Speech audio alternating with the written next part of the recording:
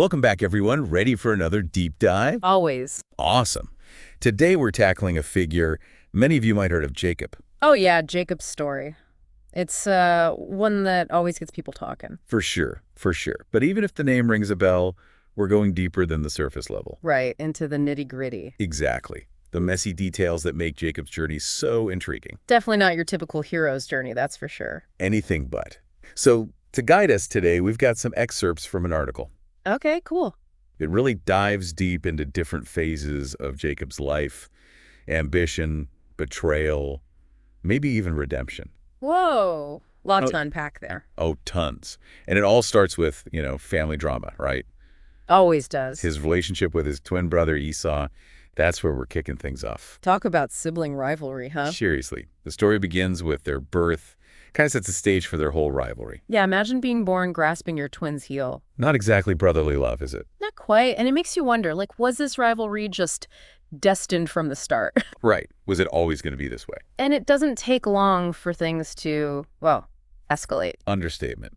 So, right off the bat, we see Jacob's willingness to go to great lengths. Oh, yeah, he's not afraid to play the game. To get what he wants, for sure. Yeah. He actually takes advantage of Esau's hunger.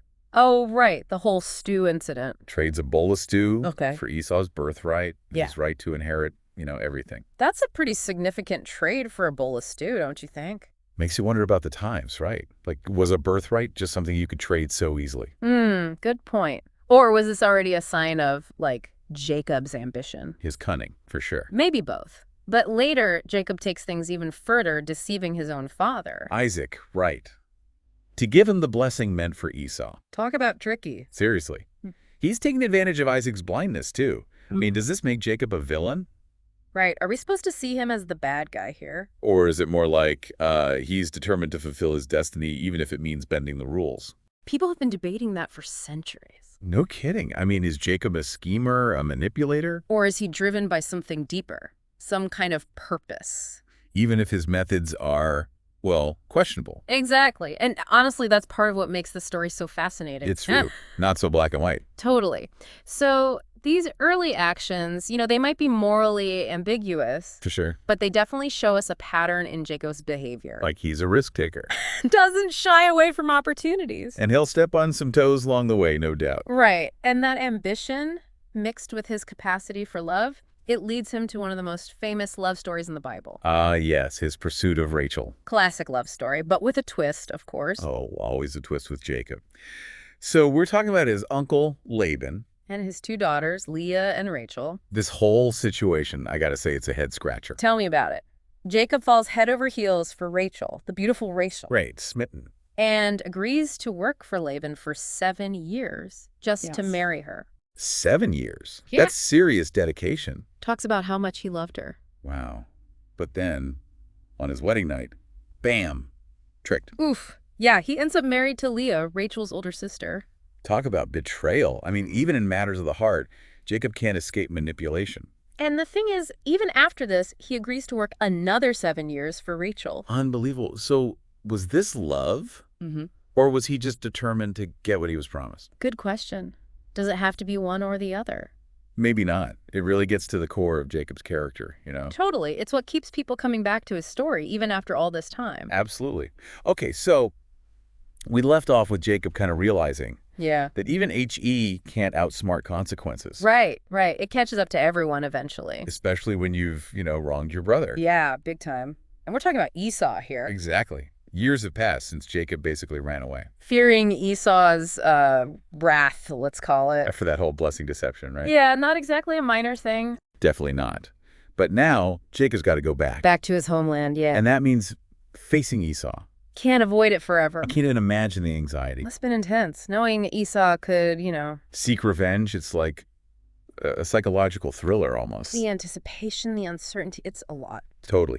So Jacob, being Jacob, tries to smooth things over. Right. He sends ahead this huge procession of gifts. Like flocks of sheep, goats, camels, the whole works. Servants, everything. It's extravagant. Makes you wonder what Esau thought, seeing all that. Like, oh, wow, nice try, bro, or this changes nothing. Totally. But the question remains, what will Esau do? Will he welcome Jacob back? Or, Take revenge. The tension is, wow, palpable. Definitely a nail-biter. And then when they finally meet, Yeah, the moment of truth. it's surprising, actually. Esau doesn't attack. Huh. He runs to Jacob, embraces him. They both start weeping. Whoa, hold back, seriously. Yeah. Talk about a twist. It's powerful, right? Like real forgiveness. Even after all that betrayal. Shows that deep down, maybe those wounds can heal. And that even the worst rivalry, like, Yeah, even that can be overcome.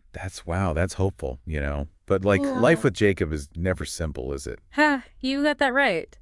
It's not all smooth sailing from here. Even though Esau forgives him, Jacob still faces, well, Challenges, yeah. Like Yeah. losing Rachel, his beloved Rachel. that's got to be one of the most heartbreaking moments, right? During childbirth, too, it leaves Jacob, well, devastated. It's rough. All that work, the years he spent to be with her, And then just gone. It makes you question things, you know? like fate, the role of suffering in a life that's also had blessings. It's so complex, the human experience. Joy and sorrow, love and loss, all mixed up. Can't have one without the other, it seems. And then there's the whole family drama with his sons. Oh, right. The 12 sons. The future 12 tribes of Israel. Exactly.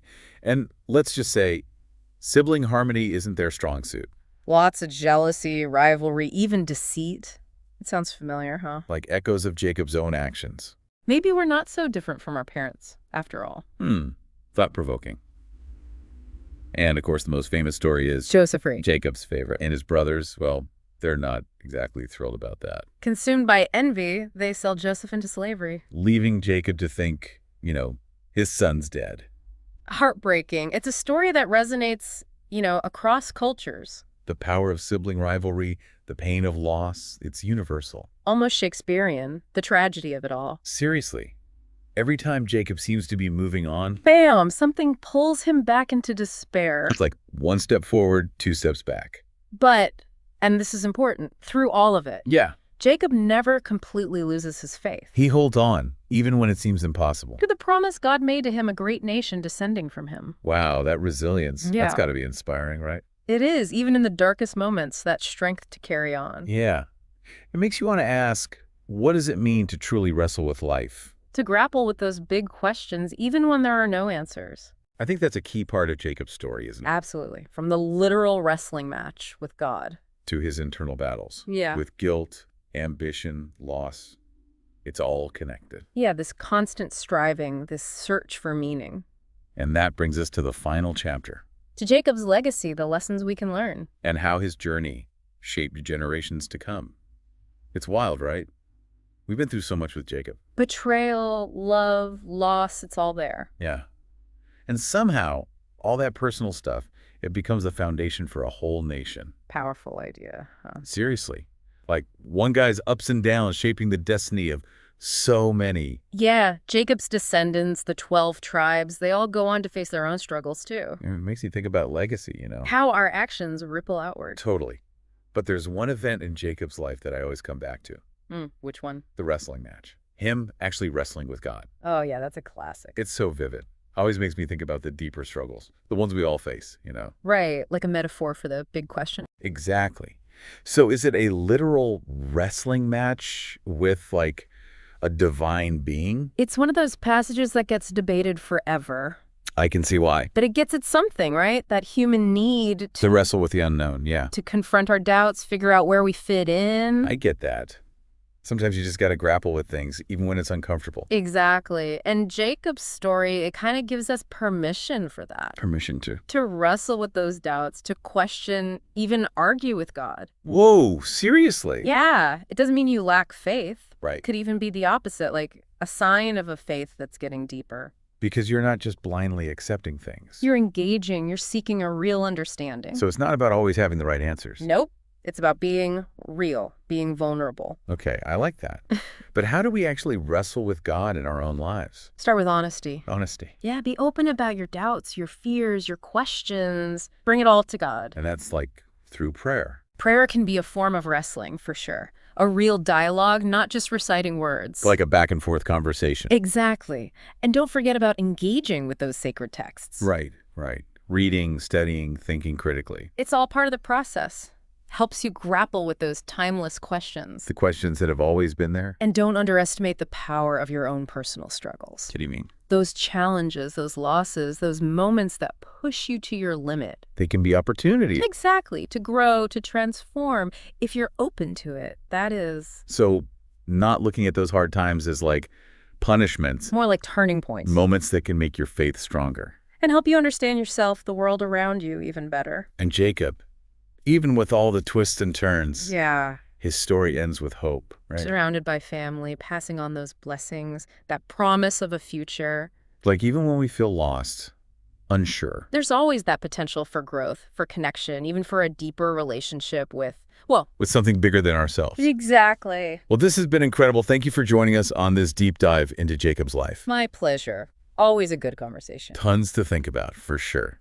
And until next time, keep exploring, keep questioning, keep diving deep,